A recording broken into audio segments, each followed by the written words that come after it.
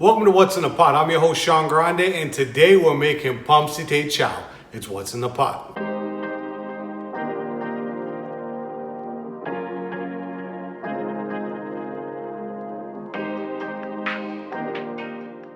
Thank you very much for tuning into What's in the Pot. Now, these are the Pommecytheres I'm using. They're smaller than your traditional Pommecythere. Now, I've washed them and peeled them. I'm also going to be using some fresh shadow benny, some fresh scotch bonnet pepper, and some garlic. Now, I cut it in half to show you kind of what the inside looks like. It's still spiky, you can see there, but it's not like a typical Pommecythere, which is about double the size. So I'm going to chop up this pepper, the shadow benny, and garlic. And once we chop that up, we're going to be adding that into the Pommecythere to make the chow. Now what we're going to do is we're going to start assembling everything for the chow. So we're going to go ahead and add the shadow benny and the scotch bonnet pepper. If you don't have scotch bonnet, you can use a habanero or any other kind of pepper. Now we're going to add a little bit of salt. Generally, you don't want to add too much salt, but with chow, you want to add the salt because the fruit is usually a little bit sour. I'm adding some of this Badia Complete seasoning.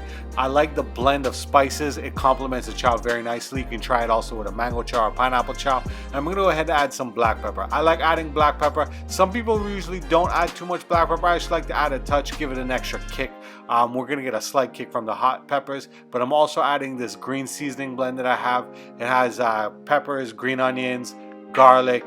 So it really complements and it gives the chow that nice green seasoning flavor. The last thing I'm going to add to the chow is about a tablespoon of lime juice. You can also use lemon juice. It's really up to you. And our final thing to do is obviously mix it. Give it a good mix. Make sure all the flavors intermingle with each other. You want them to marry with each other. You want that shadow benny throughout. You want that salt throughout. You don't want different parts being too salty or too sour.